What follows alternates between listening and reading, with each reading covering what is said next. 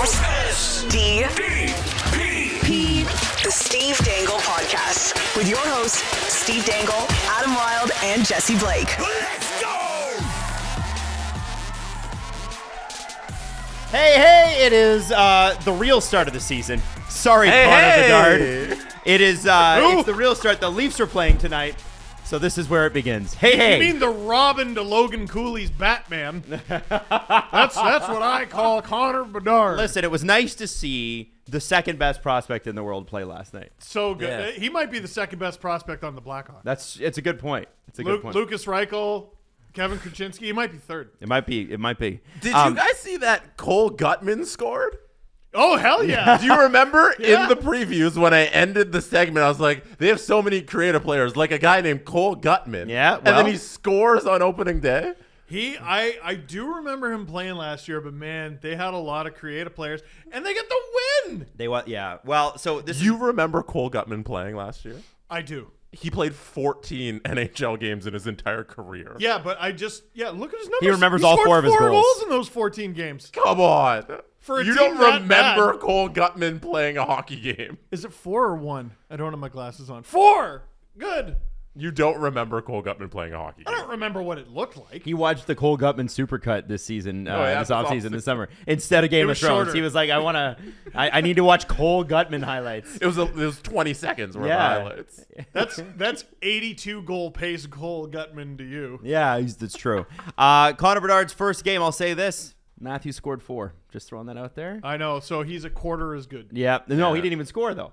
Yeah, I Oh, lost well, he got a $5. You got a point. I lost $5. Yeah. I made that bet on the show yesterday. You stink. To I be know. fair, it did look like he was going to, especially on that second shot in the first period where he got in real close. I'm like, that's going in. Didn't go in. But You it could looked like definitely tell much improved vibes. much improved vibes in the Blackhawks. I was trying also- to see how many shots he has because it felt like he had 1 million. He had, I think it was 10 or 11 attempts, I want to say, heading into the third. On goal, he had 5. 5 shots. I mean, Pretty good. that's a very good opening performance. Oh, yeah. Yeah. Very good opening performance. I think the more important story here is that Kyle Dubas lost to Peter Mrazek and Nick Foligno last night. Shout out to JD Bunkus for that one. That's a funny. Isn't that hilarious? Foligno, I think he got an assist on the winner. Yeah. So obviously the Penguins were up 2-0. By most defensive metrics and fancy stats, and Jesse, I just sent you one here if you want to blow it up on the screen. Erik Karlsson was the worst defensive presence on the ice of either team last night. After they went up 2-0, they kind of fell asleep. Now, I know it's the first game, but welcome to overreaction season, kids. I mean, it's they're still gonna not have good. They're going to have a lot of games like that, man. They're going to have a lot of games like that. They're going to score goals. I don't think they'll have a problem doing that. But defending leads is going to be a problem. That is very much like Kyle Dubas. That's a Kyle Dubas team right there. Score goals, can't defend leads. Well, going backward, he got better at He it. did get better. It's true. So Connor Bedard, there's a lot of Connors. Yeah, one game. Connor Bedard did not wear a bucket in warm-up. Did not wear a helmet. Well, that's a fine. That's a fine. Now, Fine. If Pride Tape's a fine, you bet your ass that's a fine. I think it was funny because Connor Bedard's picture in warm-up without a helmet on was posted on the NHL Instagram account. Amazing. Yeah, because they want you to see this kid's face. Yes, It's- they want to market him. It's one of the things that, the NHL has as a challenge that not every league does. Soccer doesn't have this problem. Basketball doesn't have this problem. It's more difficult to see the facial features of their players and the hair and the personality and the expression and all of that. But no, why would you want Connor Bedard to have a helmet on him? Well, and I'm looking at this and I'm like, by the way, shout out to game one. Frizz Bob, one of our listeners who was posting this. Part of me wondered if this was on purpose, 100%. Like on purpose in what way? that he didn't wear a helmet. Like, because even though, like, the NHL is like, yeah, we have rules, but they blow through their own rules all the time. No, I assume he'll get a fine. Like he did it on purpose. Like he went out there I would without like a to helmet, see the not wear receipt it. where he But- wires the NHL the money. Because they could issue a statement saying he got a fine and they go, don't worry about paying that.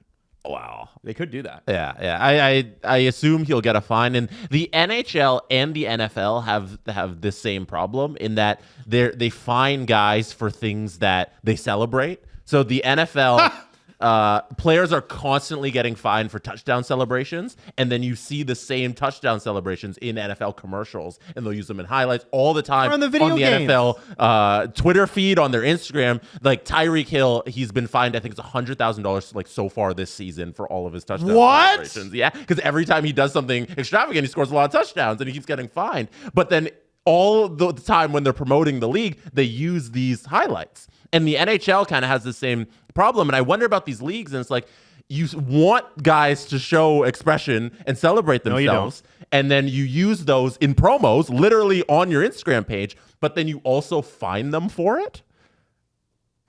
I mean, we're looking for uniformity here. Remember, it's not about Connor Bedard. It's about the Chicago Blackhawk on his chest. Do you ever get so exhausted? Yeah. The NBA fixed this problem with the dress code thing. What'd they do?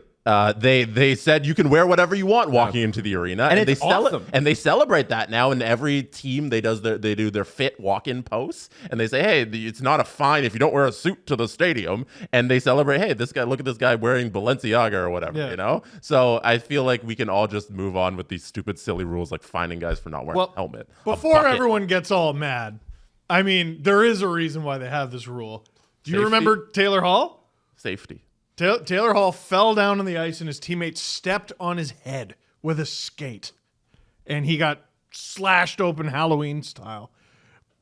But game one, I think you make an exception. And that was the first time that had happened in 50 years? Like, it's the only time I can remember it happening. You couldn't you just call it a freak accident? Yep. I think maybe you don't make a rule based on one freak accident in 150 years of hockey. Wanna bet? Wanna bet? Matt Duchene going 10 feet offside would like to have a word with you. I think that's a little different. Yeah. It is a little different. That's in the game. That's play. These are things that are extracurricular is what we're talking about. Yeah. We're talking about not even practice. Not even practice. How about they wear a helmet all the time? Dressing room? Walking into the building. You enter the premises, you have to wear a helmet, and soon it'll apply to the fans as well. You could trip on a 20,000 sidewalk. helmets clanging together. You could trip on a sidewalk, hit your head. Yeah. I've done it. I've done it too. On purpose. I was trying to get insurance money. My kid did it yesterday. They sent her home with a note saying she had to have ice on her head, on her noggin. Oh, no. Yeah. Were you so panicked? I was like, You probably thanks. should be. Thanks, kids fall. Oh. Yeah. Anyway. See, that's a non-parent. Yeah. I would be worried sick. No, you Yeah, wouldn't. but you Everly wouldn't. is tiny. You're worried wouldn't. sick the first few times. Yeah. And then you're like, I can't live my life like this. And you just watch. teach them to bounce back. I know Tina Glenn. You're not a warrior. Oh, she never outgrew that. What are you talking about? You can't live your life that way. What about Tina? No, she never outgrew that. Not one bit. So there are exceptions to the rule. Yes, you're absolutely Jesse right. is the least of the warriors on this panel, though. And Yeah, but I look- and let's be honest, you don't like nothing bothers you. You are unshakable. It's crazy. I look at Everly, and she is a little tiny pea human, and I don't want her to be injured ever. So I get concerned when you say, hey, she hit her head and she needs ice. Every day she hits her head. Every day. every Somewhere. single day. Every day. What is that? This is concussion? This is welcome No. to having a child. There- This is That having is a child. How old's Everly? 5? Four. 4, and Leo's 3, and they both go brain first into You're trying to get the CTE out of there early, you know? It's Hey, listen, sounds like it's coming anyway. No, I'm just kidding. get used to that blood curdling noise, and And you go, okay. and you wait for the cry, and you'd be surprised how often the cry does not happen, and they just go right about watching Blippi. Yeah, Everly, if the wind, she's at a stage right now where if the wind blows the wrong direction, she's in tears. So I think, you also have to take it all with a grain of salt. Like she loves, my kid loves to perform. And that includes dramatic recreations of what just happened when she slipped and fell. And the funny thing is that when I calm her down and we take deep yoga breaths, right? She goes, okay, I'm good now. Gone. You know what I had to stop? I had to stop being like, oh, my back's sore. Oh, because they'll say it. Because he started walking around the house, grabbing his back, going, oh no, my back's sore. Yeah. Like So- he was like 2. He's like, oh my. Oh, my back. Daddy, is your back sore? Your back? Yeah, with his half Scottish accent. And no, he doesn't do it anymore. Oh, But like, straight gas. Straight gas. Oh yeah. Did we talk about? Yeah, you did. I think that you taught your kid to pitch and he just says straight gas every time. And now we bought this like 20-pack of Halloween eyeballs from the dollar store because he really wanted them. And he takes all 20 of them, and one after the other goes, straight gas! Straight gas! Grabs another one, straight gas! Adam, Everly's in real school now. She's in real school. Do you have a fun story from her first month of real school? Well, we did curriculum night the other night, which I was convinced. I feel like parents and teachers don't want to be there for that because it's just like, what is it? Like, what are we doing? Mm-hmm. And the teachers were really, really nice. But you could tell it's like, it's a Thursday night. I prefer not to be here talking to parents. But I kind of asked her, we got 2 teachers in kindergarten. I asked them, like, how's she doing or whatever. And they're like, oh, no, she's good. She's got, like, friends. I guess she has, like, a girl group that she's in already, which is cool, like, whatever. And actually, when I picked her up from school the other day, one of the girls charged her. Like, it was like slow-mo, and like clothesline grabbed her, thump on the ground, and both of them were laughing. And so I know how tough my kid can be. But they were like, the one thing they were like, she's having some trouble. I'm like, oh God, here it comes. This is where deep therapy. We're gonna need everything. I've done something wrong. My child. Can you guess what the problem was? No remorse. She saw your devil's picture. She did not see my devil's you in picture. the pajamas. No, that's 18 plus. I'll show that to her when she's able to drink beer. I'm going to say she's too polite. Too polite. No. It's that she's having a lot of trouble getting her lunch bag out of her backpack. That can be tricky. And that she goes like this. She does this. So like pretend this is the backpack and she's trying to pull the lunch bag out of it. She goes, ah! And then the teacher's like, I know she's not used to not having to wait her turn for things to get done, but like I have 20 other kids I got to deal with. For everybody listening, describe what you just Well, so what she'll do is she'll like, you've seen a kid do this where they grab something and they're just like, I'm not going to try. And then, you know what I mean? They make that noise like, and you're like, okay, I wish it was that noise. As a father, it's a lot louder usually. As a father, I have zero tolerance for any sort of pouting. Pouting is not my thing. How do you live your life then? No, because what a kid that age does. What I explained to her is that, listen, we don't pout for things, we ask for things. Okay, hold on, stop. Ask me, what do you want? Use your words. I would like applesauce. Okay, and I say, what do you say? And she goes, please. And I'm like, boom, done. Here you go. Yeah. So I'm trying to reward that. But at school, see, the thing is that they're different around you than they are around other people. Right? Yeah. It's like your dogs. Your dogs are different around. They're like, this guy's not my owner. I'm gonna push the shit out of this person. I'm gonna fucking bully them. That's what my dogs do. Iggy does this thing where he runs up to people like he's never been pet by another human, and then he hugs them, like he puts his like butt next to them for scratches, and then he looks at me like, this is what affection looks like. This is what love looks like. Are you married to SL or are you married to Iggy? Oh. See? This is what a real man looks like, Steven. He pets me. I love it. Why don't you? What's your problem? It's good. He's been petting me for 20 minutes. Yes, out of obligation, Iggy. He doesn't know how to get out of it. Doesn't matter. That's right. I win. Back to Connor Bedard for a second here. Because that game did happen, gentlemen. Everly go no Bucky in warm up. Day one. I thought you'd find it interesting that Connor Bedard will play in these cities before going home to play in Chicago. Pittsburgh last night, Boston, I believe tonight, Montreal Saturday, Toronto Monday, Colorado next Thursday. He will not play at home until Saturday, October 21st. I saw a lot of people upset about that. Am I weird saying I think that's actually a good idea? Why do you think that's a good idea? Well, Connor Bedard games are going to be one of the hottest tickets in the NHL this season. Speaking of hot tickets. Hotter than Adam right now. Adam's taking off his jersey right now because he's too hot. Degrees in here and I'm boiling. We've made it as cold as possible in the studio, and Adam is just boiling. We have the AC on, and I'm just sweating buckets. It's also like 9 degrees outside. Yeah, I know. It's bad. It's bad. Maybe it's this coffee. I don't know. Anyway, you were saying. What was I? Oh yeah, Bedard is like the hottest ticket in the NHL. Basically, like who do you want to see? You want to see McDavid? You want to see Adam, break his arm on the microphone? You want to see Crosby? Probably still Ovechkin. Maybe you can fit Matthews into that conversation. It's not a huge list of players. On purpose, because they don't market their stars. Well, yeah. So what are the markets that he's going to? He's already been to Pittsburgh. Boston, Montreal, Toronto, Colorado. It's pretty cool. Those are some of the biggest markets, man. Yeah, it's the Connor Bedard tour. Like, he's going on tour. He's going to all these cities. Everybody gets to see him in his first time in the NHL. I'd have no problem with this. And all the while, like, I know Blackhawks fans have to wait, but all the while, the anticipation for that first home game goes up and up and up and up, and so do the prices, and so do the hot dogs. And if anything, this is smart because you're making that first home game a bigger deal. Like, it's bigger when you build anticipation. When you're waiting for something to come, it feels more spectacular. And now that Blackhawk fans have to wait, and they're sitting there and they're watching their favorite team on TV and their new favorite player play hockey, and they're like, I can't wait till October 21st. It's excitement. Like, you got Bedard versus Crosby opening night. Like, that's on purpose. You have Bedard versus the President's Trophy winning Boston Bruins, her original 6 team. That's on purpose.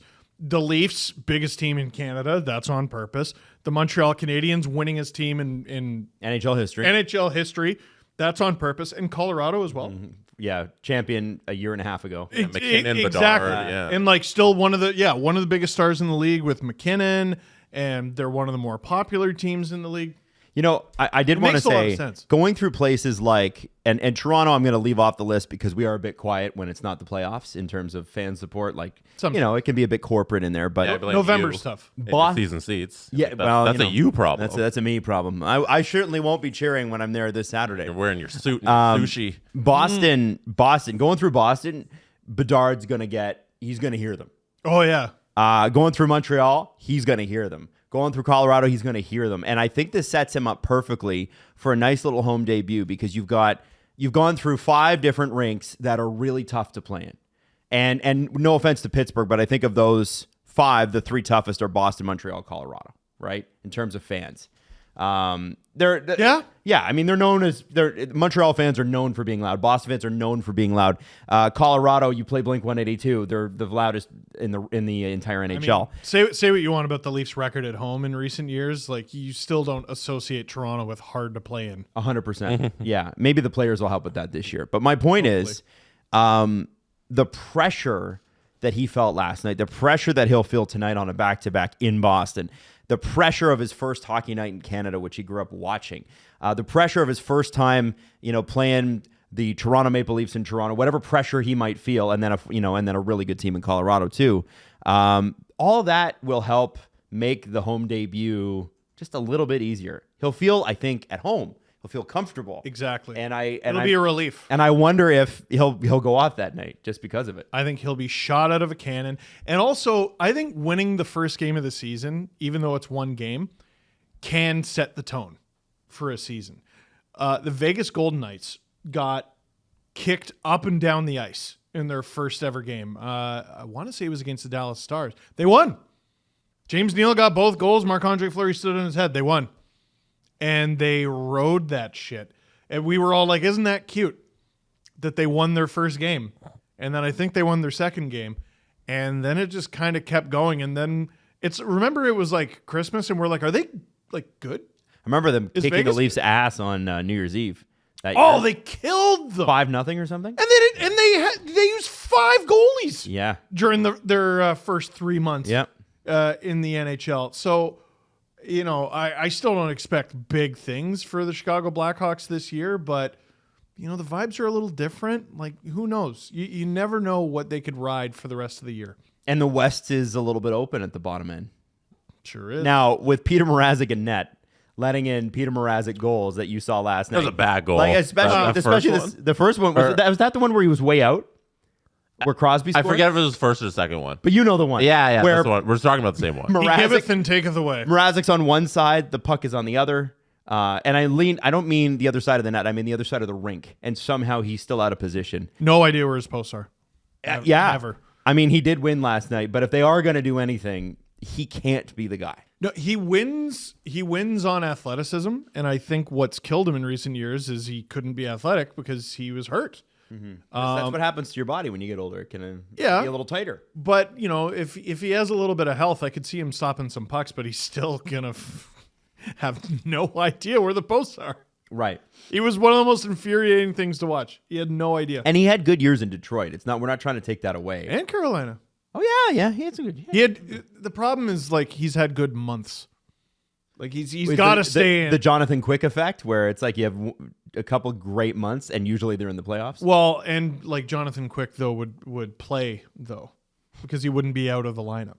Like Mrazek's gotta stay in the lineup. I bet Rangers fans were wishing he had Mrazek's injury luck at this point. He's been bad. Have you seen any Jonathan Quick highlights from the preseason? No, I heard he's been like unusable in the preseason. Rangers fans are concerned. They'll be able to find one.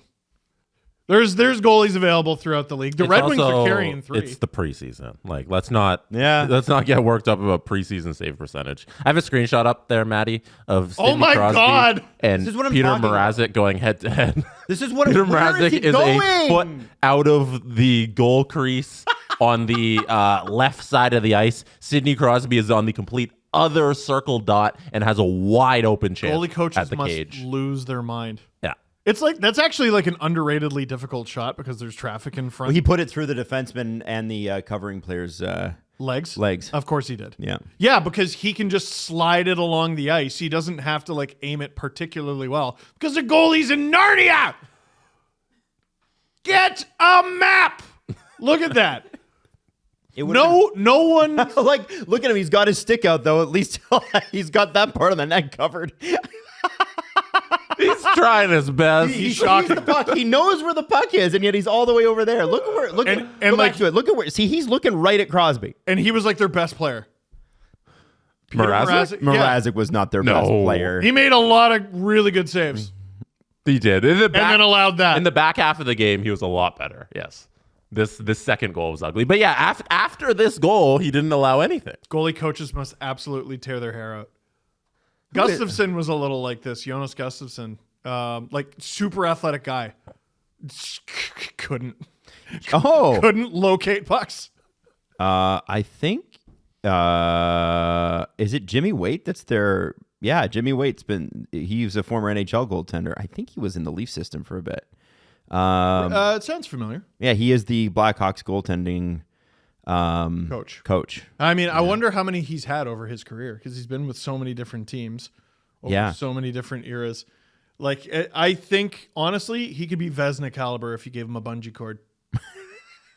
You got to give him a bungee cord. At this point in the play in the zone, the puck is over there by Seth Jones. Over here. And this is where Mrazek is. How does he end up over here even further when the puck is going this way? Because of the push-off. If you look at him, guys, look at him. He's still out of position there. He's too far towards the backboard. Stop working on your slides. You're too strong. You're too strong. Peter. Peter, if you're listening to this, you gotta watch this part. This is crazy. Go check out the YouTube video of these screenshots we're going. Blackhawks fans. His leg is positioned perfectly if he was at the other post. And he's He's on the opposite post. He's got great positioning, except for he's on the wrong goddamn post. It was such a mystifying goalie. He's so confusing. And he only allowed 2 goals. Mm-hmm. He only allowed 2 goals. He did. Great comeback. He's barely in the blue paint when it goes in. Also, Peter. Peter, if you are going to be that far out of position, don't put your stick up in the middle of the net. Put it down. At least block the ball. No. He's going to block the same part that his defenseman is already blocking. He's got it. Like, he has this condition where gravity works horizontally for him. You know how the earth keeps us down and we can't jump that high? Like he's just getting constantly pulled from side to side. Good luck, Jimmy Waite, on ironing that out, man. Holy. I mean, and like it's comical because it's the Blackhawks and there's no expectations of this team this year, really. So, you could, but if that's a playoff bound team, like when he was playing for the Leafs, that was extremely frustrating. Oh my God. Well, and yeah, like I said, really athletic goalie. No idea where his posts are. Get him a bungee cord. Now, something happens this month, guys, that you guys filmed back in August, but this is a very, very cool event. And obviously, we've even been seeing in the comment sections, like, how many episodes can we go without mentioning Jomboy to start the year? None! But Steve and Jesse went to the Jomboy floor hockey tournament. And Floorball, excuse me. Difference. Warehouse game. Before we talk to Chris Rose, I just want to ask you guys, what's the schedule for release? Like, what are we looking at here? How can we watch? And what SDPN content will there be available too? Because there's going to be things that you guys are filming right now. Yeah, so the Warehouse Games YouTube channel for Jomboy is going to have games up and post-game videos almost every day, basically for the next, 4 weeks or so. Starting Thursday. Yes. My first game, I'm on Team McFlurry Power. I'm going to be playing against, we're going to be playing against Team We Got Ice. That's this Sunday, October 15th. Jesse's team, the Love Yas, with Nikki Cass, are going to be playing against the Woogas Tuesday, October 17th. And then after that, I can't tell you. Because we signed an NDA. And if you want to follow along with the whole tournament, like I said, it begins Thursday on the Jomboy Warehouse Games YouTube channel. Yes. Oh, and in terms of content for us, I am going to be doing LFR videos for McFlurry Power. Isn't that crazy? That's awesome. Jesse Blake and I are going to be tag teaming the Love Yas videos. So after each game is streamed, sometime in the next hour or two, let it breathe. There will be a video, I believe, on my YouTube channel. This is your perfect opportunity to do hat picks and dang it's. Don't tell me you're not doing them. Oh, we absolutely could. We have access to all the footage. I'm telling you. We're able to use it. Come on. It would be fun. Yeah, well, the problem is, who do you think is committing the hat picks and who do you think is committing the dang? man. All right, let's bring on Chris Rose from the NFL Network, BattleBots, and the Chris Rose Rotation podcast on Jomboy Media. Welcoming on Chris Rose, and let me just say this: Chris and I didn't get the chance to meet, but Jesse and Steve did. No. I have seen a little bit of the footage of the way that you called these floorball games, Chris, and I have to say it's immaculate. Why don't you do more hockey? You know what? It's a great question. So I went to a place called Miami University in Oxford, Ohio, for college. Yeah, and I actually started us calling all of the college sports. So before I got there, no kids were calling football or men's and women's basketball or any other sport on radio. And that's when our hockey program started to get pretty good. Like, I don't know if you guys follow college hockey at all, but we basically had the thing wrapped up a few years ago, and we gave up 2 goals in the last minute and ended up losing. It was a soul-crushing defeat for those of us that never really won anything in college, because Miami University is not a wonderful athletic school. But I do remember people wanting to get involved and call hockey, and it seemed so challenging between the speed of the game and the hockey names. I was like, oh, yeah. I don't think I can do this. But the guy who did has now called St. Louis Blues games for the last 2 decades, a guy named Chris Kerber. Wow. And, so he was calling all the games, and I wish I'd taken on the challenge, because I know I would have sucked if I had done it. Steve and I were watching back all of our games, and we were doing some extra video reaction videos for it. And we were just sitting there, and we're like, how are Chris and Pavel so good? Like, how do they have such great rapport when they've really never hung out or done anything together? It was fantastic. I appreciate that. And I'm going to give him all the credit, because I don't think he's done that at all. At the very least, I've been broadcasting games for 15, 20 years on and off, whether it's football or baseball or in Jomboy Media the last couple of years with these weird sports that we come up with. And he was amazing. I mean, his ability to just get in and out and be funny and on point and deliver information and then go play floorball occasionally, it was remarkable. I want to get into the warehouse games and the nitty gritty, but one more question before that. At what age did you discover, my voice is awesome? Steve, it's actually a rental. So we got to wrap this thing in about 17 minutes, or it's going to go back to what it normally sounds like. So I think that's pretty much the key. It's funny because when you're, not that I get recognized very much in public, but more people come up to me and say, I thought that sounded like you than I thought that was you, which I always find interesting because it's a big, booming, bellowing voice that usually embarrasses my wife of 26 years and our two boys. Yeah, you only get recognized when you're like ordering Starbucks and you start talking, right. And then everyone's like, "Who's that guy who just ordered a venti coffee?" I was about to say, like, you couldn't like low key be like, "Yeah, give me a frappuccino." And, like, I would just, even if I had no idea who you were, I'd be like, "Oh, he's on the radio." Like, it'd be the easiest thing. Yeah. Guys, can you at least get my order right? It's a half-calf decaf mocha latte with a twist. Oh, wow. True Californian. You've left your Ohio roots behind, sir. Oh, yeah. Yeah, I ditched those a while ago. Believe me. For anybody that doesn't know, guys, because this is really, like, this is going to be very exciting, but I think it's hard until people have seen it to conceive of what this is. Chris, if you were going to explain this to your wife, or you're going to explain this to a friend that doesn't know who Jomboy is, or whatever, what would you say to them to explain what you did along with Steve and Jesse and all the other guys that were guys and gals that were there and in a part of this tournament?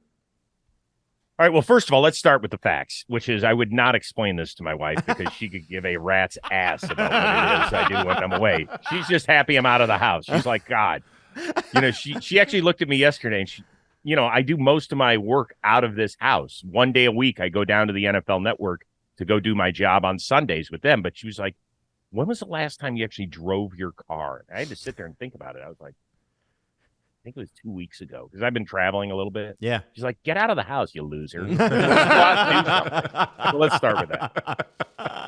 The second part of it is that one of the many intelligent creations that Jomboy and Jake have done was purchase this warehouse in a place called Jersey City, New Jersey.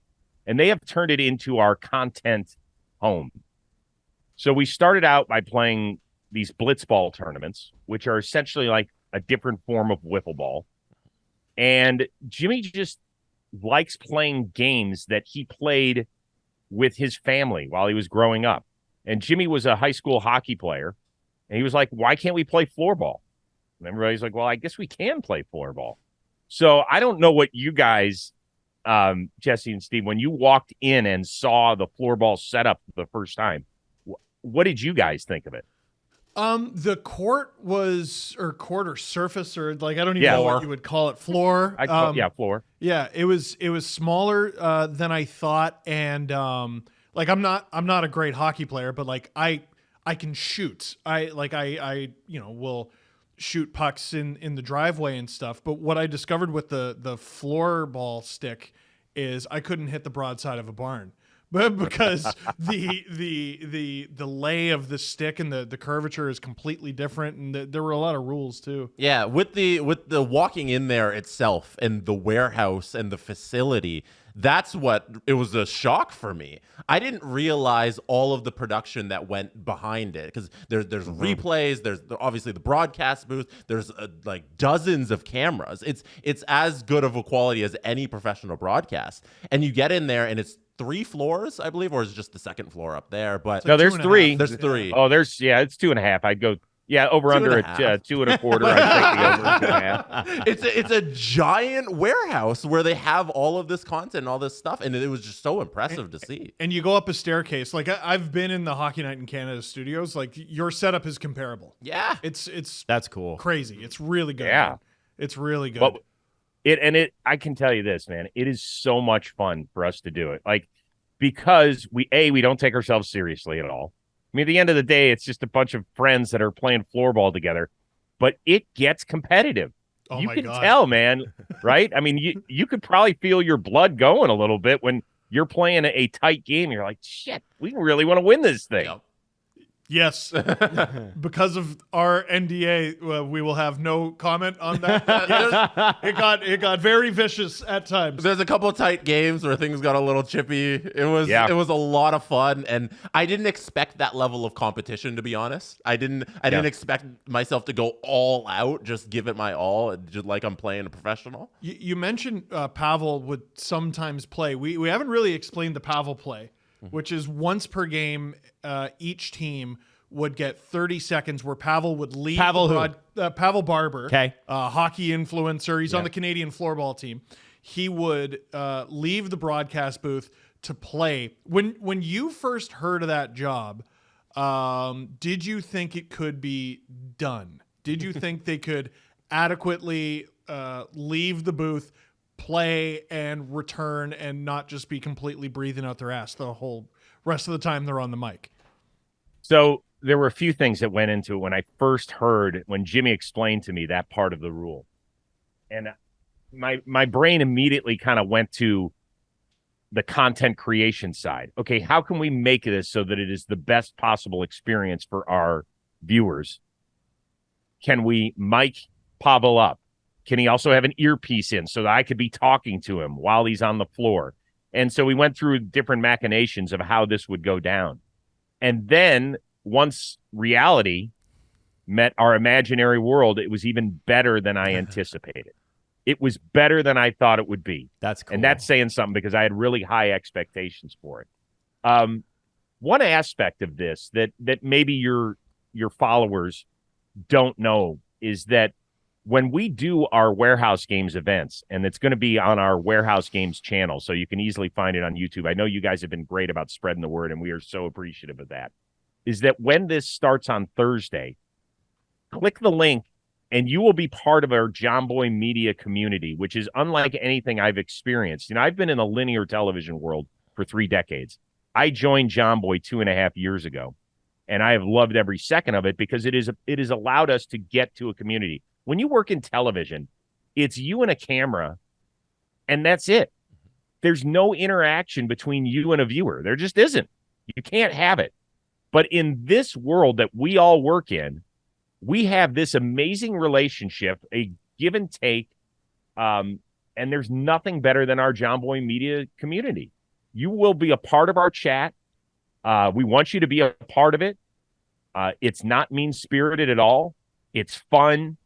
Do people poke jokes at one another? Absolutely. But that's what makes it a blast. But people are very welcoming, and that's what we want to do. We want to continue to expand our community to our friends north of the border. You guys have such a great following that I think that your listeners and your viewers would have such a good time intermingling with the people that are going to be watching our stream live come tomorrow. It's so much fun. That's why we're pumping this thing. Yeah. Like, I really do think people are going to love it.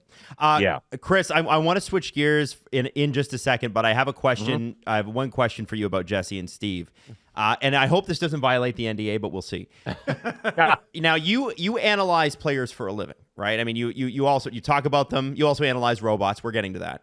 But and don't you worry. We're talking about BattleBots, all right? I got to know everything. Good, let's do it. Love BattleBots. Out of 10, how do you rate Steve and Jesse's floorball game? Be honest. So 10's the highest, right? 10 would be the good. Yeah. He's thinking about it. How low can we go? What's the lowest number? -2. Can we go into negative digits? Is it that bad? No, it is not that bad. First of all, you have to understand something. When Americans welcome in our brethren from the north to play anything with a stick, there's a tremendous expectation. Fair or unfair.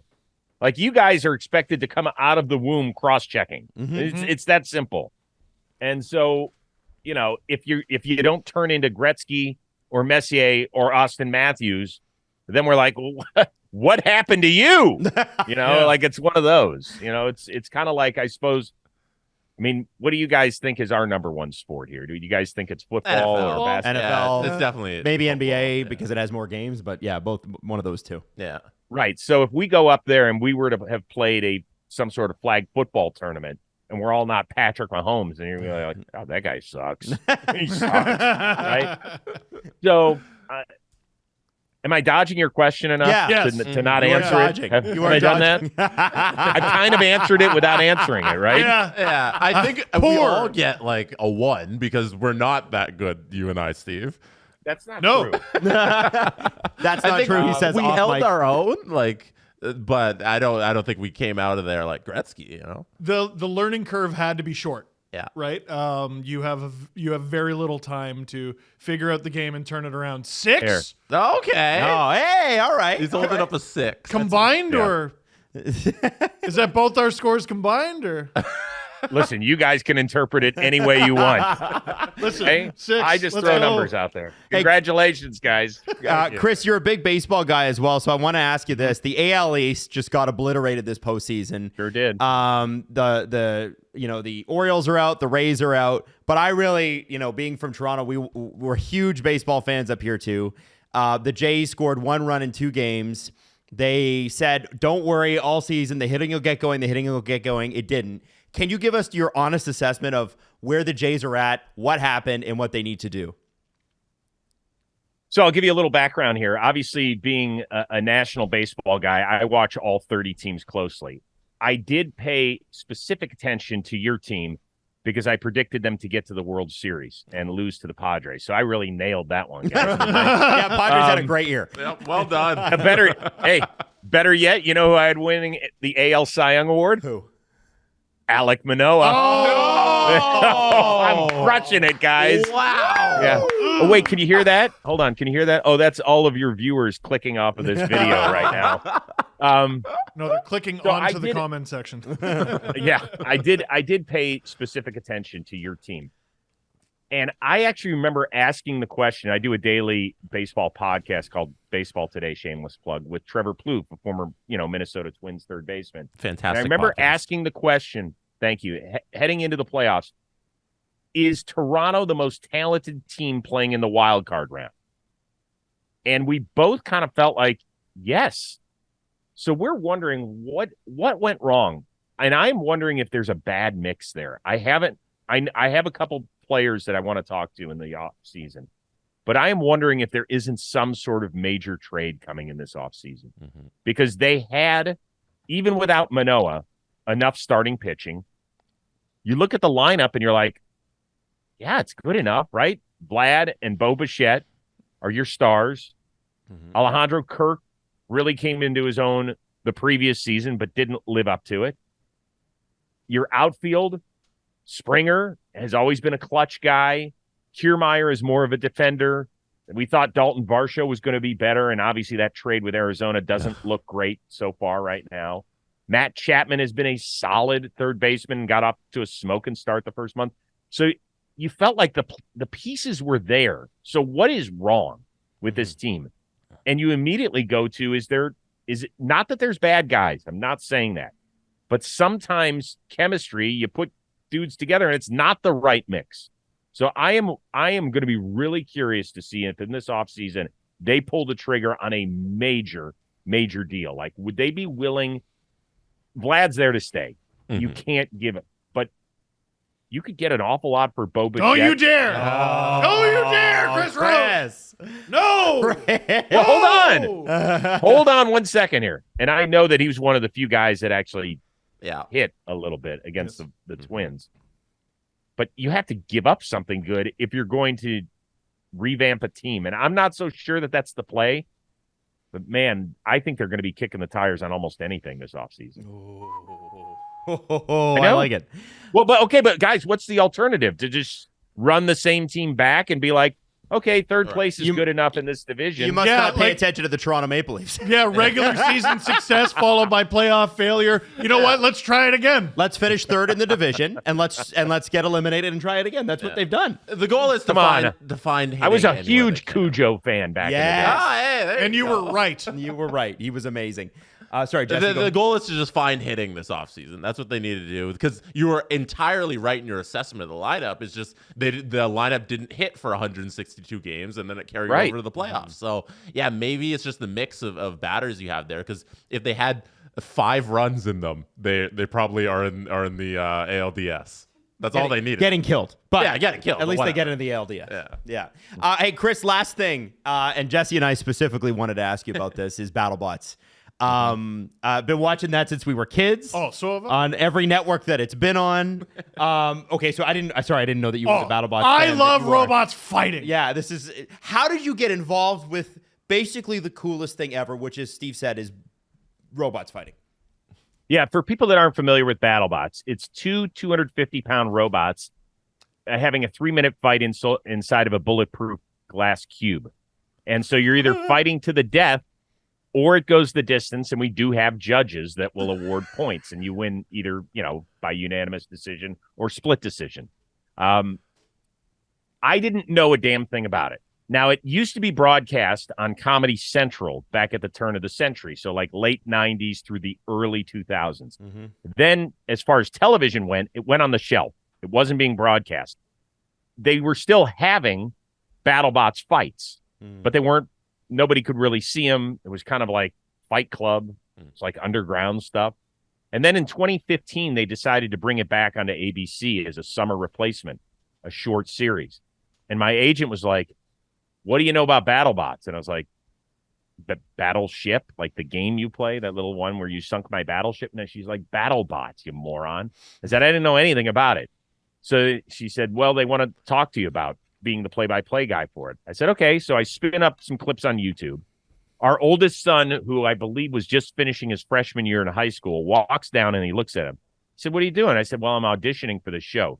He sits down and 90 seconds later, he goes, you are not taking that job. I said, well, first of all, I don't even have the job. I said, secondly, what's the big deal? It looks kind of cool. He said, Dad, if you take that, I'm going to get laughed out of school. I said, all right, well, no big deal. I end up getting the job. It's a summer replacement. It does pretty well. He and his friends watch it, and all of his buddies love it. And I walk into his room one day, and I said, you're welcome for not being a goddamn loser anymore. It's nice that your friends finally like you. You're welcome. So ended up doing it. We have done it 7 seasons. We spent 2 on ABC and the last 5 on Discovery.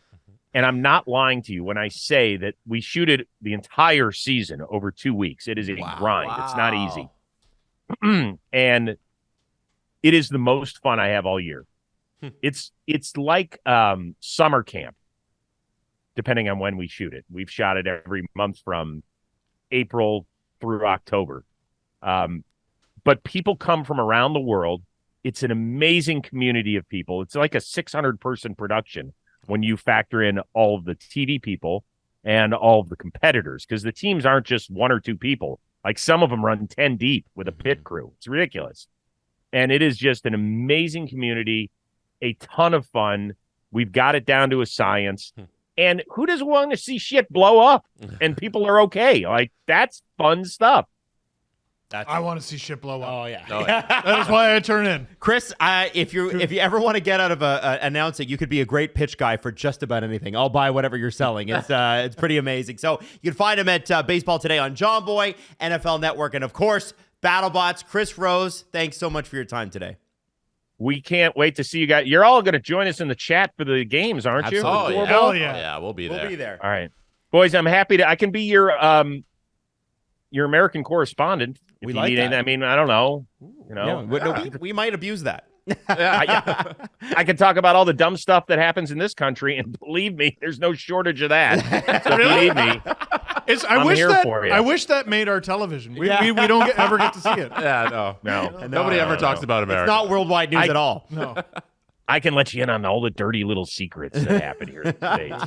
Chris, Boys, I appreciate you having me on. Thanks so much. Thanks, Thank pal. you. If you're looking for a foundational daily nutritional supplement, might we suggest AG1, specifically Jesse? What? You're the AG1 ambassador. Me recommending it? Well, Jesse was 5'7" before he started taking this stuff, No. and then he shot up AG1 does like a beanstalk. Does not make you grow. No, What does it make you do?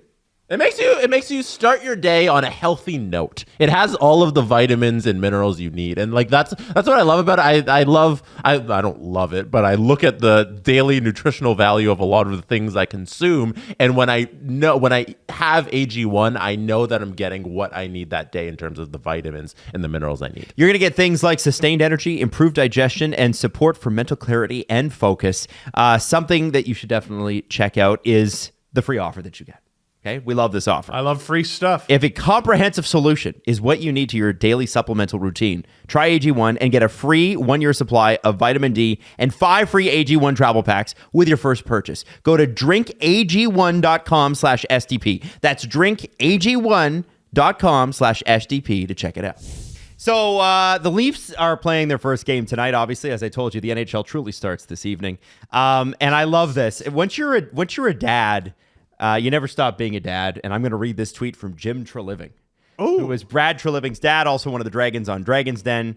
He said, "You never get tired of being proud of your kids," which he said this summer when Brad was hired. He said, "Lots of change this offseason. Now excited for the entire Maple Leafs organization and fans. Go Leafs, go." I love that. He should come out to drop the ceremonial pierogi pizza. I like it. I like that idea. I like that a lot.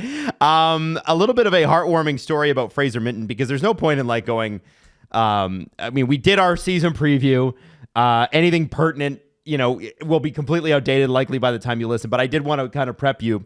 Brad Treliving called Fraser Minten to tell him he made the Leafs while he was at Morgan Riley's house having Thanksgiving dinner. Oh, I love it. Minten was at Morgan Brad Riley's was at. Sorry, Minten was at Morgan Riley's house having Thanksgiving dinner. Aw. And that's when Brad Treliving called to say, "Hey, you're on the team." Who doesn't love Morgan Riley? He's a great guy, great leader. That's awesome. Good guy, good family. Yeah, good guy, good family. Look through his phone. Max Domi was asked today, because Sam Lafferty was traded. Sam Lafferty wore 28 for the Toronto Maple Leafs. Ty Domi's number. He was asked if he would now take his dad's number now that it's available. He said, "Nope, that's my old man's number." Yep. Good. Now, would you guys, if your dad had played with the Toronto Maple Leafs and he would have been number 67, doesn't matter, and he was a pretty well-known player, would you take his number or would you want your own? He's his own man. It'd be one thing if he wanted it. If my dad was a famous athlete, would I want it? I don't know. Everyone I know with successful parents has made some effort to escape their shadow, right? I know people who have worked for one company. That's why I didn't become a songwriter. Exactly. Alanis. I don't need to win a Juno to define myself, Mom. But I know someone who worked at one network and they, their dad was high up and they were intentionally I got to go somewhere else. And Is that person Sean McKenzie? No, actually, also funny enough, but yeah, there's another one. There's a guy that did it on his own. Maddie actually walked in here for her first interview and she's like, "I don't want to ever do voiceovers." That's right. Ever. Do people know about Maddie? I don't know. Does Maddie want people to know about Maddie? That's a no. Let's just put it this way. Maddie's dad is somebody that you know and love. Yeah. There's a reason I never became a drummer. I wanted to be my own man. You want to be your own man? Yeah. I was looking up Michael Nylander's numbers. Nylander has not worn any of Michael's numbers. He was 36, 92, 26, 25, 9, 8, 37, and 92 again. That's actually insane that Willie hasn't worn 29? Willie's worn, I think, 39. 3 or 4 numbers in the NHL. 29 is also not a number I said. Oh, I thought you said 29. 92 maybe. But okay. Nylander has worn so many numbers. William Nylander's worn so many numbers, and Michael wore so many numbers, and they never overlapped once. So, he's his own man. He's not Ty Domi. I think he's Max Domi. We all have our numbers from when we played sports as a kid. My number was 5. Sure. Except for Steve, who didn't really play sports as a kid. I stole Alex Steen's, and then he left. If I have my number as a kid all my life, and then I get to the NHL, I'm just going to switch that because my dad had a number. No, I'm using my number. I would actually, I would request 57, and most school teams were like, we don't. We got till 15, man. Yeah, we don't have that. Yeah. No, I would ask for 57 because that was the year my dad was born. You never played football. No. Football, you get all the hype. I could have got 57. Well, because you have 100 people on the team. Exactly. Yeah. They're kind of crazy. You all play offense and defense because it's high school. Yeah. Maple Leafs also very excited about Martin Jones surviving waivers. Now, that had probably something to do with the fact that any team that picked him up would have had to pay him a $100,000 bonus on that day. Smart move by the Leafs. But Keefe said it's good for a bounce to go. It's a good bounce for us for once. And he's talking about the Leafs' history of losing on the waiver wire. Now, producer Drew, as he's prone to do, was trolling. He's like, I thought every Leaf goalie got claimed on. You know how he tweets. And the difference is that Kyle Dubas isn't the GM anymore. Kyle Dubas was the target. It wasn't the Leafs. I do genuinely believe that teams around the league intentionally fucked with Dubas. One, because he was Dubas, and two, because he was the GM of the Leafs. The Coyotes did not need Harry Sateri for 15 games. 15? No, that was that's all they had left in the season. Oh, I know. No, those pricks. I still hate that. Yeah. I hate that so much that they did that. And okay, lol, for the memes, they fucked his career up. This guy wanted one more shot at the NHL, and he never got it because the Coyotes weren't an NHL team when they claimed him. Fucking joke. Still pissed about that. But no, I thought, everyone claimed the Leafs had to put a $100,000 deterrent. They had to put a 6-digit deterrent so that you wouldn't claim their third goalie. They had to put a financial hit on this thing. Mm-hmm. And now, thank goodness they get to keep Martin Jones, which is not something I ever thought I was going to say, because all the other options in the organization haven't played a game in the NHL. Right. They were a groin tweak away from that being a reality. And that Joseph Woll being the starter.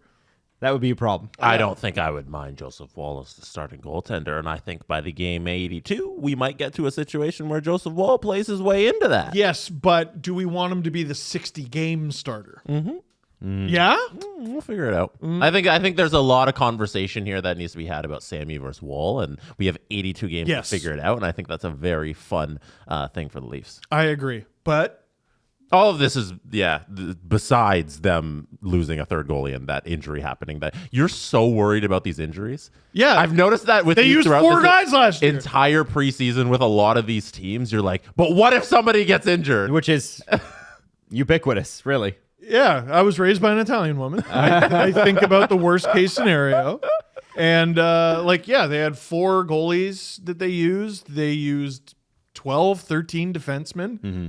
Shit happens, man. You got to prepare for it. Mm-hmm. I want to say that going into tonight's game, this is the most normal things have felt since, I think, 2019. And even then, things weren't that normal because I think Willie held out that year.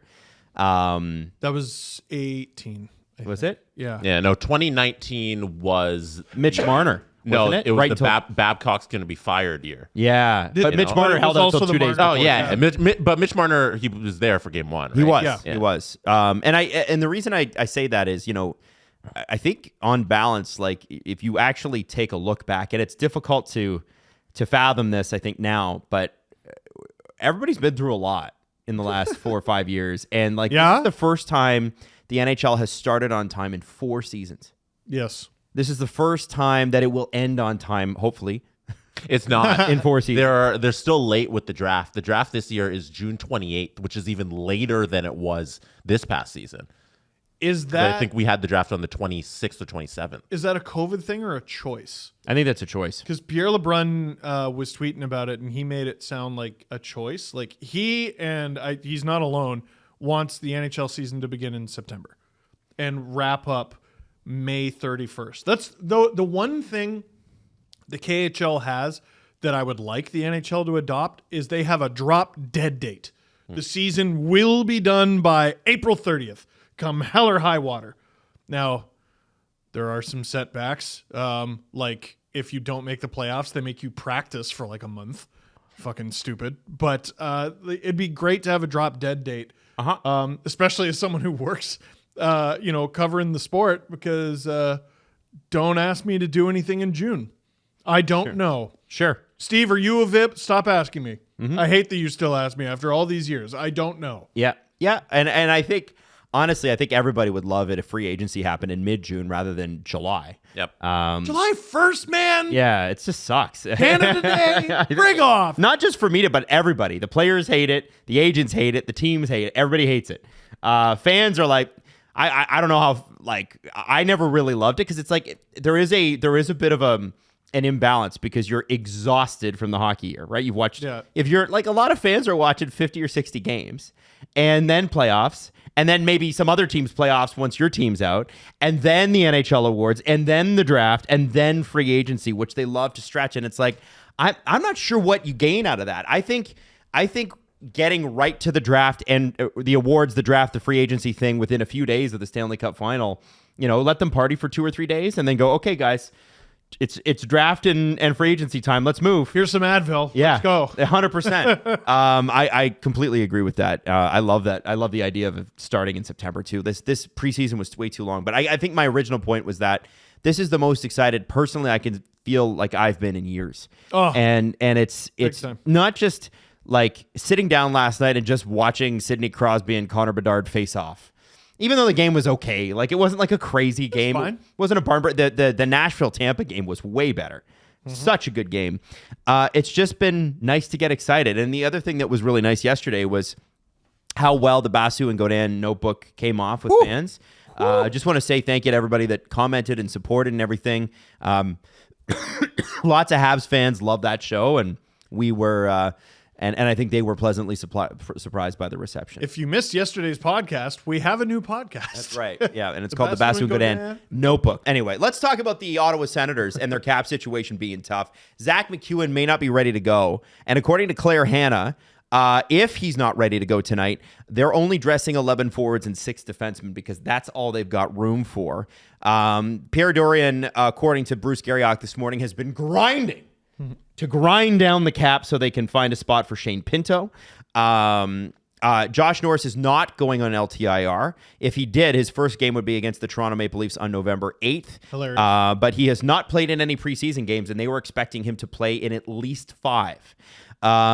You're not now. Listen, I want to say something. Ottawa fans are a little upset with Pierre Dorion, and I get it. Mm-hmm. I get it because they're mad at the right person. Mad at the right person. But I want to... I said a lot of words that I didn't mean to there. Here's the thing. Ottawa fans and everybody in general has made fun of the Leafs for a long time for how they manage their cap. They're right up against it all the time. It took cap gymnastics. The reality of that is it takes a fair bit of education to be able to pull that off. Mm-hmm. And Pierre Dorion has never had to do that. He's literally a cap rookie when it comes to spending to the cap. That's actually such a good point. And so he fucked up. And if I'm completely honest, I don't totally blame him for it because the language sucks. He doesn't have a person around him like Brandon Pridham to say, yeah, you can, no, you can't. And is it bad? Sure, it's bad. But I have absolutely no sympathy. He's never had, I didn't say I had sympathy. I just say I don't blame him necessarily as much. He's never had to manage a cap at the top of the salary chain. If you are cutting cap and you're spending $60 million when the rest of the NHL is spending $80 million, your fucking life is easy. Your life is easy. You could literally call up the cap friendly guys. Like it wouldn't be hard, and they might, since you're the Ottawa Senators, charge you a small consulting fee. Mm-hmm. But like literally just call up the guys who run that site. They'll set you straight. Well, he didn't really have budget for that until probably recently. I just want to say this: if you don't operate at the cap, life is easy in the NHL. Mm-hmm. When you do, for the first time, shit like this happens. But it doesn't help if you're Michael Landauer. And your general manager's built a good team, but you're seeing this, and you're going to start your first game as the owner without your second and your third line centers in the lineup because of cap issues this summer. Are you not a little bit annoyed? You're probably a little bit annoyed, but you've also been following the situation for months. And you probably told him to spend. You probably told him to spend. And like, I mean, this is actually kind of Steve Staios' job now, is to manage that relationship, Ann Lauer's going to have his opinion. Mm-hmm. Steve Staios is the president. His job is to run the team and be the buffer between the owner and the general manager. Right? Now, here's what I hope doesn't happen. Because as a Leaf fan, and this is my olive branch to Sens fans, this was something that pissed me off. Because you always talk about how the Leafs' big stars were never willing to take less. They were never willing to take less. They always took the maximum allowable. One year, someone did take less. They literally called up the general manager and they said, take several $1,000s off of my contract so that we can be cap compliant. I can think of 2 people. I can think of Mark Giordano. Mark Giordano was one of them. I wasn't thinking about him. The other guy is John Tavares. Was it John Tavares? John Tavares was offered $13 million a season from San Jose. Yeah, He that's took 11 in Toronto. That's different though. That's a free agent coming in. I'm talking about a guy who they had to re-sign, so it's comparable to the Shane Pinto situation. Ilya Mikheyev. Oh. Ilya Mikheyev, they were grinding to get his contract done, and they were like literally several $1,000s apart, like less than a used car apart. And I don't know if it was Dubas who asked him or if he called Dubas, but he was like, just take it off. Fine. And Dan Milstein tweeted, "We are Gold Star." We are Gold Star, hashtag. What I do like within the Sens fan base and the Leafs fan base at the time, no one that I've seen is legitimately asking Shane Pinto to take less. No. And nor should he. He should not have to because the Sens bungled the situation. Well, and I think the Sens are saying, listen, we think you're worth this too. Yeah, They have a number. The Darren Dreger tweet. I doubt they put that in writing, but he says they're not trying to make Shane Pinto take less. It is literally a cap situation. They're grinding for the cap space, and Pinto and the Sens camp are trying to find a resolution. Like they're all in agreement. Hey, you should make what is it? $2 million? What is he asking for? 2.2 or 2.5? And Yeah, in that range. 2.25. The max they can offer right now is 1.9. Yeah, and they're all like, no, that's too little. You should have your 2.25, and we need to figure out our shit to get you that money. Yeah. And they can't dress a full lineup tonight if Zach McEwen's not ready to go. on opening night. That's what I'm saying. Are you not? If I'm Michael Andlauer and I've just spent $1 billion, I'm a little ticked. It's my first game. It's embarrassing. I mean, and if they win, no one will remember or care. No, but I'm just saying Dorian's a rookie at this, but he better learn quick because this is a new reality he lives in that he hasn't lived in for 5 years. The other thing is the next time a Sens fan gives a Leafs fan shit about cap issues, LOL, you can't. Well, this is why your general manager just bungled it way worse than the Leafs ever did. This is like, forgive me for once after half a decade of taking nothing but shit. Forgive me for thinking it's hilarious when I say Tim Stützle could have taken less.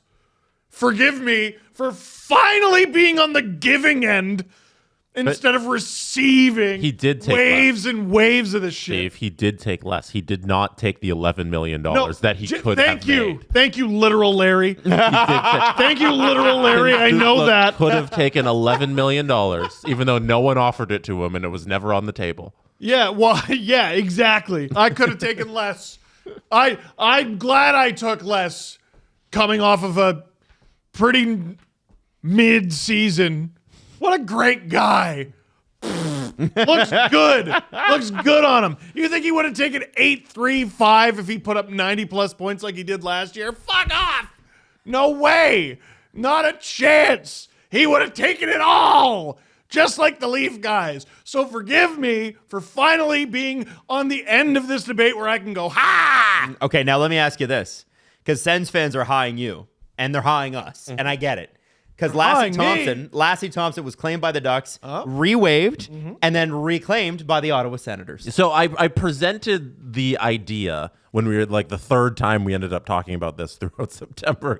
This was such a saga that, hey, there's a possibility that this guy isn't as good as we think he is, you know? Like I went through like the draft picks and I was like, okay, he could just be a first round pick that doesn't make it. He could be a guy. So who cares if they lose him on waivers?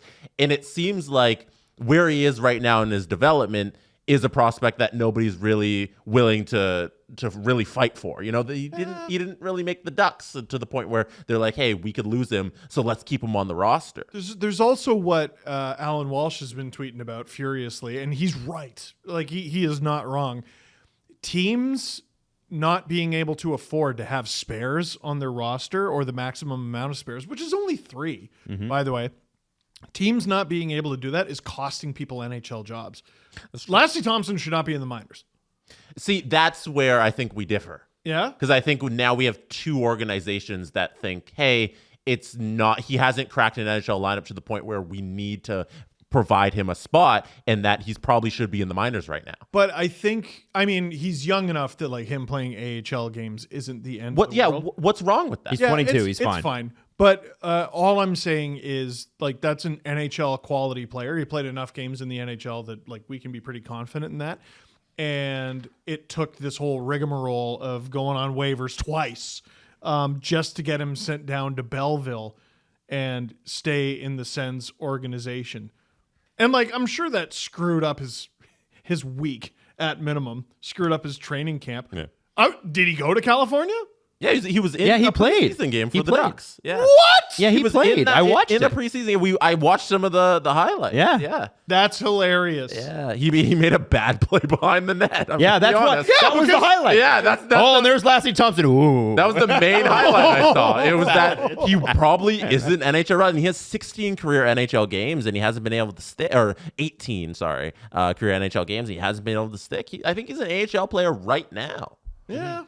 And but yeah, the Alan Walsh thing I think is another conversation on top of this. Well, waivers are supposed to create jobs, right? It's supposed to, if you can't make one team, another team can claim you and put you on their roster. But unfortunately, with the flat cap, as we've seen with the Senators and a lot of other teams, the Leafs are some of them too, most teams cannot afford 23 players on their roster. Maybe not most. Or even 22. All right, what happens when there's no jobs? Like, the waivers create the jobs. What happens if there's no other spaces? Right. And it trickles down to the American League, where guys are getting booted off of American League teams because there's too many guys who should be in the NHL. And those are guys just trying to get by. Like, guys in the American League make like 70, 75 grand. Like, these are not millionaire athletes. They're, regular people. You could call it like a decent living, but you're also never friggin' home. Just your thing about, because you're really good with this, when guys go up to the NHL, they get paid an NHL salary. Even if they're not on the ice, they're still getting that paycheck for those amount of days. Even if you're a healthy scratch at the NHL level, that's tens of thousands of dollars. I don't remember the exact numbers, but I remember paying attention to it when the Leafs called up Ben Scrivens.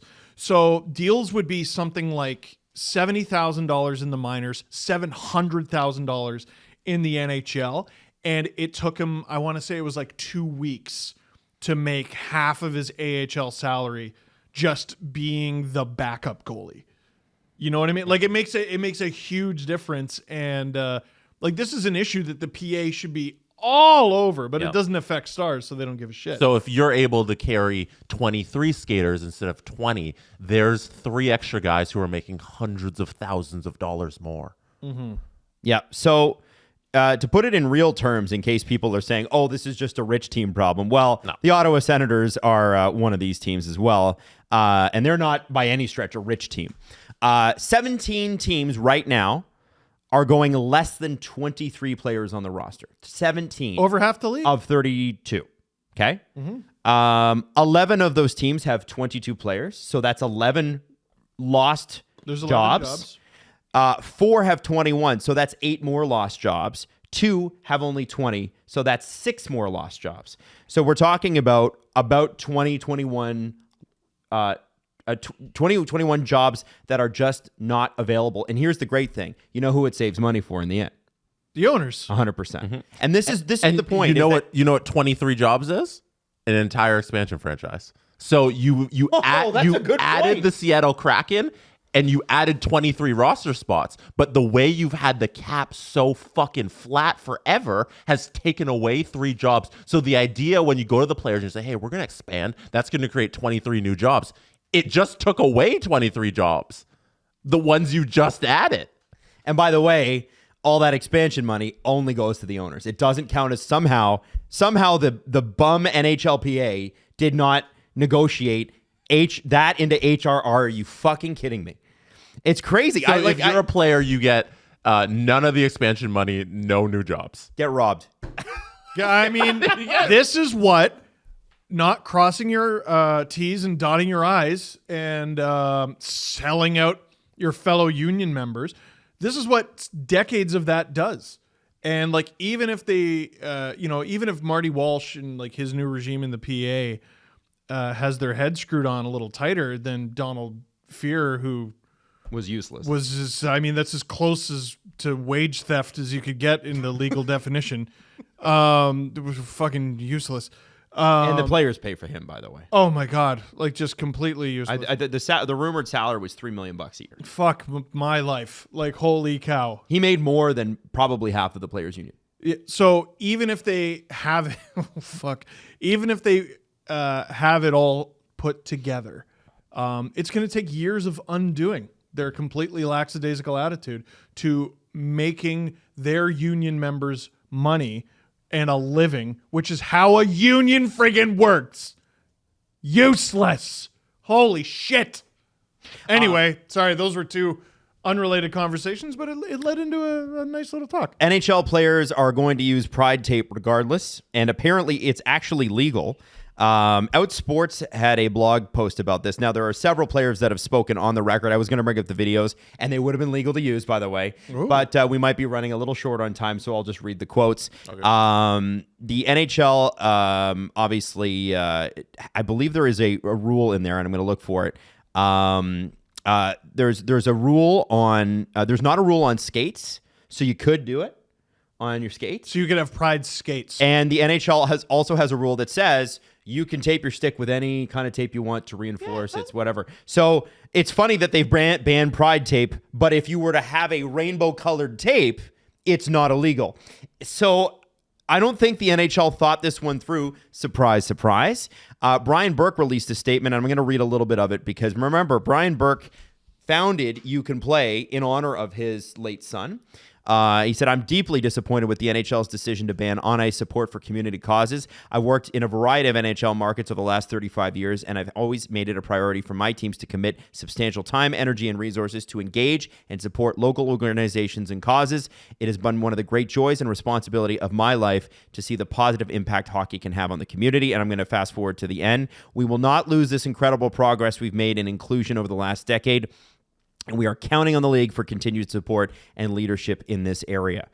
Zach Hyman is on record saying he's disappointed. I think Anthony Duclair said something today in San Jose. Connor McDavid has said something. Morgan Riley and Brad Treliving are both on record saying, we'll find a way to support it. We'll find a way. Haven't heard anyone go, good. Scott Lawton of the Philadelphia Flyers said, I'll probably just wear it anyway. And I think that's important, like it's especially Connor McDavid. It's important for a big franchise like the Leafs to step up. It is. There's no way around that. Morgan Riley is a leader on the Leafs. Brad Treliving's an executive. That's fantastic. But Connor McDavid, of anybody in this situation, and I would include Sidney Crosby in this. I already know Alex Ovechkin's against it, so we don't include him. But when we talk about superstars using their power in the way that guys like Chris Paul and LeBron James and all the guys in the NBA have done, this is the time, this is the way. And if Connor McDavid really pushes, I even said yesterday, if Connor Bedard stepped on the ice with Pride tape, what the fuck is the NHL going to do about it? Yeah. Fine him. If either that'll make you look real good. And you don't even have to make a big thing of it. Just do it. Literally just wear it. Yeah. Also, the thing you brought up at the beginning of this segment is, I think, the most important in that they can't really ban it. So I don't understand the ban, because like Austin Matthews wore Christmas tree skates. It was the sick kid skates. The sick kid skates that were the ugly Christmas red and sweater. green. Yeah, the ugly Christmas sweater. Oh yeah, sick kid skates. Remember, he did that because it's perfectly legal to do fun things with your skates. Yeah, so, for now. For now, I guess. So the banning of the Pride tape, you could put rainbows on your skates. Yeah, and I know there's people right now, oh, it's opening week, we shouldn't be talking about this. Woke, you're woke. Like, listen, we shouldn't be talking about this. You're right, for the wrong reasons. NHL players have been contacting Pride Tape, the company that makes Pride Tape, to get LGBTQ rainbow tape for their sticks, seemingly to display during games, despite a ban. So apparently players and teams have all reached out to Pride Tape to ask and make orders. So here's what I said. We did a live Discord yesterday, and by the way, thanks to everybody who joined us for that. And it was a lot of fun. It was a lot of fun. But one of the things that I said, and I think you guys agreed, was I don't think that this is a policy that will remain in place very long. No. I think that I'm sure they're having discussions even this morning saying we took a step too far. Because here's what I can see. I can see the NHL going, listen, we 7 players caused us a lot of bad PR last year. So, no, we don't want you wearing the jerseys because we don't want the bad PR. The NHL is going to make that blanket decision. But for an individual player to wear pride tape, they're not forcing the rest of the players on their team to wear it. They're just wearing it themselves. For that to go that far, again, it feels like an attack and also something that's frankly unenforceable. Yeah. And it doesn't make sense. It doesn't help their previous policy. It just feels like, hey, fuck you guys. And that's all it is. And the other thing to keep in mind is, Jesse, go. Is that there are players right now in the league who are maybe not closeted, but not out publicly right now. Now. Mathematically, there are.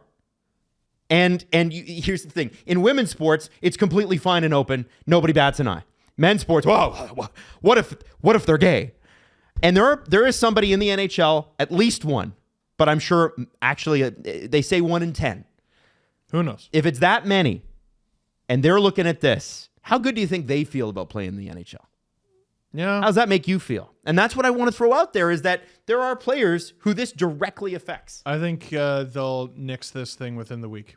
Yeah, it won't be a policy by next week. There's no way. Yeah. Sorry, Jess, go ahead. No, everybody wears different color tape right now. Like, they don't all wear black or white tape. I don't understand. Don't be fucking stupid. Are all their laces the same color? The band never made sense. No, it never did. It never did. No. So there's a bunch of other stuff that I did want to get to. Do we have time, or what do we have timing? Timing one. Where are you have to be, by the way? We normally end like half an hour later in our recording day. No, you know what? It feels like we've been in here a long time because we recorded something else today. Yeah, it's just because Leafs game day. You need to go home, prepare. No, let's talk. You want me to go? One more thing. What do you want to talk about? Your lineup guy. What do you got? Well, there's a lot of things. There's a lot of things. Give me one. Okay. Here's what we got. Give me one. Okay. We got a hilarious video that we can run from our guy Tugi. No, do you have any hockey stuff? No, but it's actually an important one because it has to do with NHL 24. Okay. I can save that for next episode. Okay.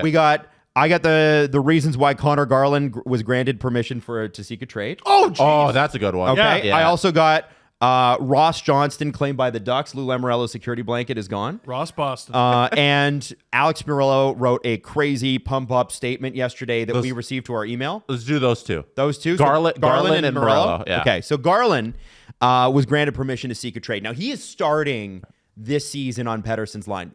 That's due to injuries. He'd normally be on probably the second or third line, but is still a very good player and a useful guy. So what I couldn't figure out was why. Can you guess? That sounds mean. No. Why? Wait, well, it must be because he's bad. Well, he's not bad. Oh, wait, he's a good player? He's a good player. Oh, it must be because he makes something crazy like over $5 million. $3 million. Oh. Well, it might be because they've had over several regimes an unfathomable amount of cap fuckery. Sorry, he makes $5 million, 4.95. 4.95. That's why I picked that number. Oh, okay. I thought it was 3 for some dumb reason. Anyway, sorry. Apologies. Keep going. It's just 27 years old, skates like the wind, takes up 6% of your total cap. No. Any team that wants good depth, Connor Garland, you should be calling about. We have a good piece from the Oliver Ekman-Larsson trade. The only redeeming quality. The only good piece. The only redeeming quality of that trade. And we must get rid of it. So to what? To be able to afford the mid team we already have. So I reached out to somebody in the know, and this is what they told me. Because I couldn't find it in the Providence, I couldn't find it in the Athletic, I couldn't find any real answer as to why. This is Quinn Hughes Adam spoke to. So no, it's not Quinn Hughes, but it's somebody who asked not to be on the record, but Tyler Meyer. But it is a good source. And they said JT Miller. that the Canucks have been trying to trade Connor Garland for a year and a half. The contract is the reason why.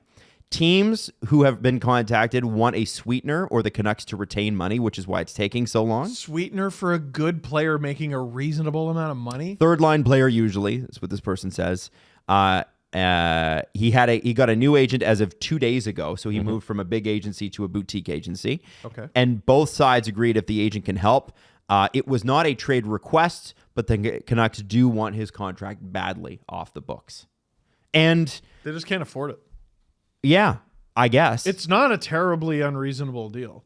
No. He didn't really move from a boutique to a boutique agent. He moved to Judd Moldover, who has like. Oh, I thought he moved from Judd Moldover. Judd? I thought he moved from. You don't Judd. have enough? No, he moved two, right? Oh, that's what like it was. Judd's going to be the one who's aggressive in getting the trade. Okay, I got that one wrong then. I guess it was the agency that he was with before was boutique. My apologies. Right, I think I have that right. If you're, hang on, I'll have a look. But you guys keep going here. Steve, don't look it up. Well, no, I'm trying to look up Judd. Yeah, he moved Cooney. Moving from Boston-based Pete Cooney to Judd Moldover of Wasserman Sports, and who has like McDavid and everybody big. Yeah, McDavid, Matthews, Werenski, Roman Josi. Connor Garland is his 5th highest paid guy. Goodness gracious me, oh my. Judd, you busy bee. Maybe he's got itchy feet. I think Patrick Alvin and the crew there have been trying to move Garland since they got there, and they can't do it. So he's like, okay, let me see if I can do anything on my end to help, and call in Mr. Moldover, who's going to be very aggressive in trying to find another team who will take his client. Maybe you can send him to the same team that Sam Gagner is going to. He was released from his PTO, and that's his only unsigned client by the showings on Puckpedia. Don't think so. Yes, I do. He's going to go to the Ducks with Sam Gagner. I think Brady from Game Over Winnipeg's like, listen, if Winnipeg's committing to this, and they are, that's a guy they should call about. What's their space like? Well, I think they got a little bit more than the Vancouver always up against it and never getting anywhere Canucks. But the Jets are right above the San Jose Sharks in terms of money spent. They have $2 million in cap space right now. This is a deal that probably has to wait till the deadline. Oh man. Because teams have got to accumulate. Like I'm looking at the Jets cap friendly just for fun right now. But then the cap's going to go up. Well, it is, but $2.3 million right now. But by the deadline, that looks like 10.3 because you accrue space. Yeah, as bizarre as that is, I've never fully understand the mathematics. I just go with it. Unless they're good. Like what I'm saying is like if you manage the situation until the bloody trade deadline, then what's the point of getting rid of them at all? That's what I'm saying. Because you probably at that point are not throwing in a sweetener. Maybe you actually get something back, but the Canucks don't want salary back. They don't want to retain because there's 2 more years after this one. Well, and the teams that can afford to take on a player like that are doing the right thing, which is demanding a sweetener. Guys, we have all the leverage. Oh, well, we're going to be worse if we don't get Connor Garland. Oh, no. We don't fucking care. We're trying to tank anyway. We're trying to get a little bit of Max Celebrini in our lives. I think that's his name. I think it is. Prospective first overall pick this year. Trying to get a little bit of that Max Celebrini, a little bit of that Michael Misa, I think. It's such a shame because a couple years down. Connor Garland's not a bad player. He's just not worth $4.9 million. What did he have last year? Connor Garland last year had 17 goals and 29 assists. And career highs 22 goals back in 1920 with Arizona. Like Connor Garland, if he made $2.5 million, is fantastic. He seems like an ideal middle six player. Yeah, but he's not a $5 million player, and it's he will be next year though. That's the interesting part. He will be for 2 more seasons. Yeah, like when the cap goes up though, that's what $5 million. Oh, looks like. You're saying because so the report from Friedman was that the cap number 5% is going to be 87.7 is what they're kind of earmarking as they're planning for. So yeah, under an $87 million cap, is he a $5 million player? I don't even know at that number. Like it's still 4.9 still seems a little high. And I wish for the sake of Connor Garland, he made less money. Is that bad to say? Well, like for his career, he should make less money. But like, is that a wildly unreasonable contract? Like, is it a bit of an overpay? Yeah. You could make the argument it is. Yeah, for this season, yeah. Yeah. Next season, I think you don't bat it. It's a little better, yeah. But like this is the Canucks and other teams are being faced with the prospect of having to get rid of good players simply because they can't afford them. Like, is Matthew Joseph, is his contract hurting the Ottawa Senators? No, but it's apparently hurting them to the point where they're looking to dump him, and teams are asking for a first along with him, which was my bad. I said the Sens were looking for a first in return. No, it's worse. It's the other way around. Yeah, dude. The cap bad. makes us hate these players. Yes. It sucks, man. If you're not a star, eat shit. Yeah. Eat total shit. You better make double digits or nothing.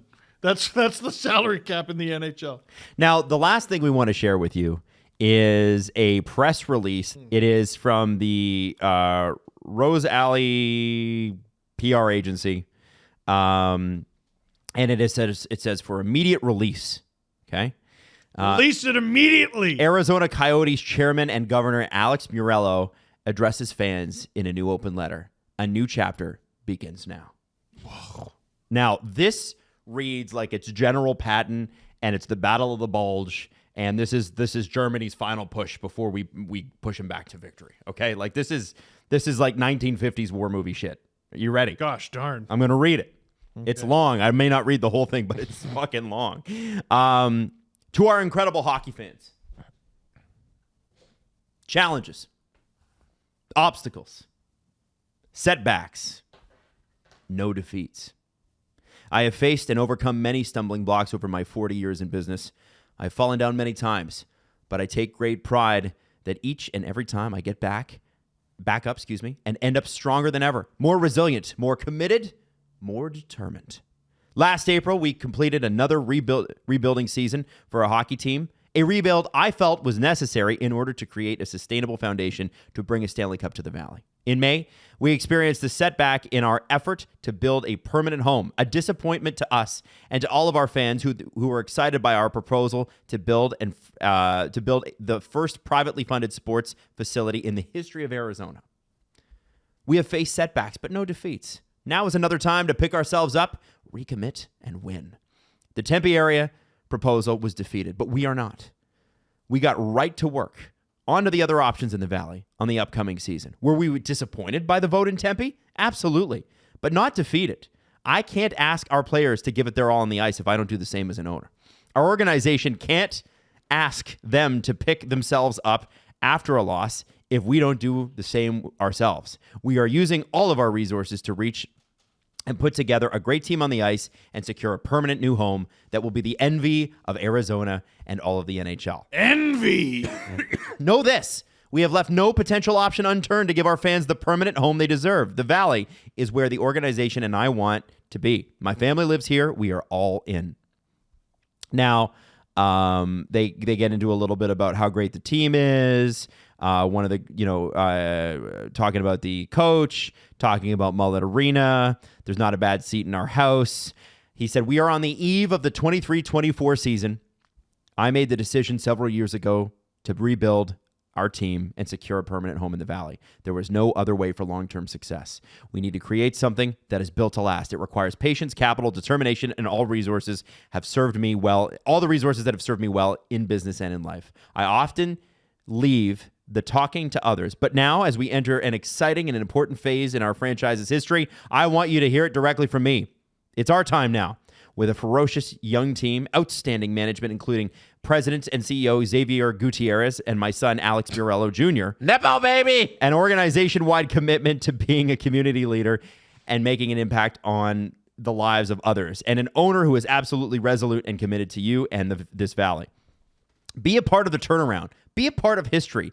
Be a part of one of the most exciting young teams in all of sports that is never to be replicated at this venue to watch. Our schedule has been released. We kick off our season back east. Then the magic continues with our home opener, October 21st, 2023. It's going to be a hell of a year, and I hope to see you there. Yours truly, Alex Murillo. A never to be replicated venue because it is at least 1/3 of the size that it needs to be deemed professional.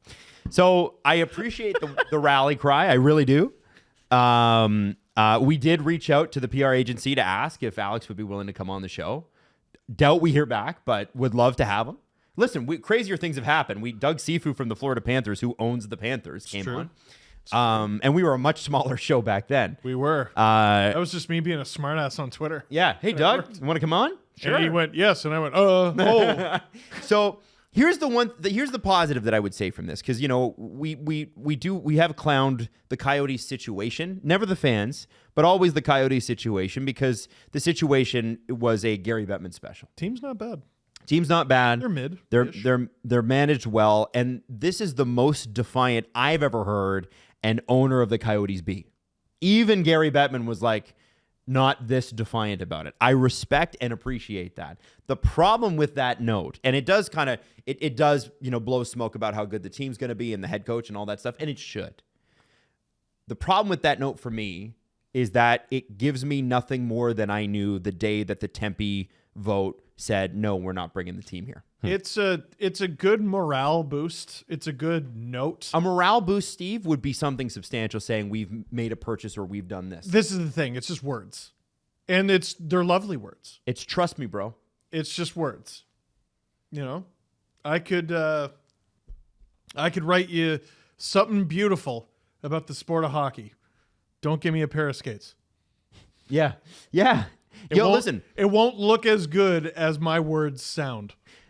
I'm pumped for the Coyotes and their fans because I want nobody's rooting against the Coyotes. Everybody just wants the situation. Okay, well, I'm not rooting. Nobody here is rooting against the Coyotes. Yeah. We're rooting against never having to talk about this again. Sorry, we're rooting for never having to talk about this. We're rooting for them to have an arena. Yes. That's what it comes down to, a stable arena in a place where all of the hockey fans in Arizona can go see the games. That's it. I'm tired of moving the goalpost. Oh, it's so cool that the games are in Mullet Arena. No, it's not. It's not. You would have a cool, the NHL would be cool if played, I don't know, outside. Oh, yeah. They do it. It would be cool if played in a football stadium that's like 3 times the size that it needs to be. And I think all of those options would be better than a college stadium. Mm-hmm. So, all that said, respect the note, want to see something substantial happen in the next few months here. And I suspect so does NHL head office, because the Utah Jazz are waiting. The owner there wants this team over there.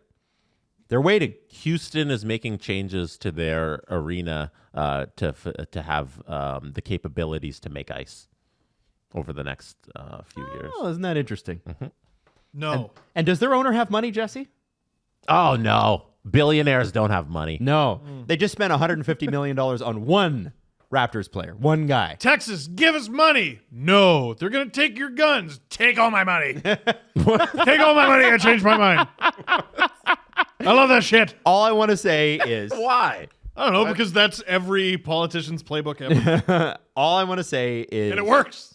I'm excited to see that an owner wants it this badly and is this public about it. The one thing I'm missing is, so what? He hasn't pulled the shoot. No, of course not. He hasn't pulled the shoot. But so what? We can only pump ourselves up so much before we need something. So I'm looking for that in the next 3 months. I think setbacks, no defeats is a wonderful message. It just loses its power when all you have is setbacks. So you need a step forward. You need a step forward. And maybe this season is that. I think the team could be better this season, and it still doesn't really solve the problem. What is the illusion that they are in first place so you can charge $20,000 a seat? All right. And still not make money. There's not enough scale in that arena. It's too small. Yes. So this is all lovely. The management team is doing the best they can. The players will do the best they can. The games will look neat on camera. You need a building. There's not a bad seat in the house. Our home is unique. Our organization has created something special for you to watch games with your friends and family. There's nothing quite like it in the NHL. Steve, and what do you say to that? What I say to that is there's not a bad seat in the house for any AHL or OHL games either. Tickets are still $20. And the arenas are double the size at least. Some of them. So I don't know. I don't know also, there's equalization payments in the NHL, and I know that there was some rumblings behind the scenes about the PA going, listen, you're making us pay this escrow. You got a team that's not in an NHL-sized rink. Why are we paying escrow into a team that's not paying in an NHL-sized rink? There should be a special thing for that. Have not heard anything about how the NHL is handling that. And by the way, you know who's pissed about it? The owners. The owners do not like where the Coyotes are right now because they are having to pay the Coyotes, and they don't want to. I wonder who behind the scenes has said, surely someone has said this, why do their wins count? You don't pay to be here. That's kind of the deal. Right. We're a league. You got to pay to play. Mm-hmm. There's a fee to this. There's a responsibility to this, and you don't pay it. All right. How do you count? We're all in a fantasy football league. We Yep. got dues to pay. Steve's paid his dues. Adam hasn't. Oh, shit. So Okay. if Adam You piece of finishes, shit. if Adam Sorry. finishes in first place, wins the President's Trophy, we have a little small pot for the President's Trophy, and he refuses to pay his dues because he's like, I don't have enough money to do it. I can't. Or my fans don't come to my fantasy football game. Yeah, we got the best arena in the fantasy football Yeah. Yahoo League. Does he And- deserve the pot of money? And instead of playing in like a studio, like Adam plays in a phone booth, and the entire time he's in the phone booth, he's telling everyone, "This is the fucking best." By the way, It's unique. it's unique. it. I mean, no lies told. On a bit of a technicality, like I don't know, like you can say whatever you want. Get a fucking building. Fair enough. Okay. Neat. Get a fucking building. We will leave it at that, I guess, right? Yep. We'll leave Yep, it at that. sure. Okay. So Alex Morello, we're open anytime. Yep. I'm leaving. Are you? Yeah, I want the show to be done. Oh, okay. Oh, Steve's out. Yeah, Steve's like, Everybody listening, Steve's running out because he has important things to do. let me do a shorter show today because I had other stuff to do beforehand, and I only worked so many hours. I was kidding, and now I can't get behind the desk again. The Steve Dangle Podcast. Follow the guys on Twitter at Steve_Dangle, at Adam WYLDE, and at Jesse Blake. Connection complete.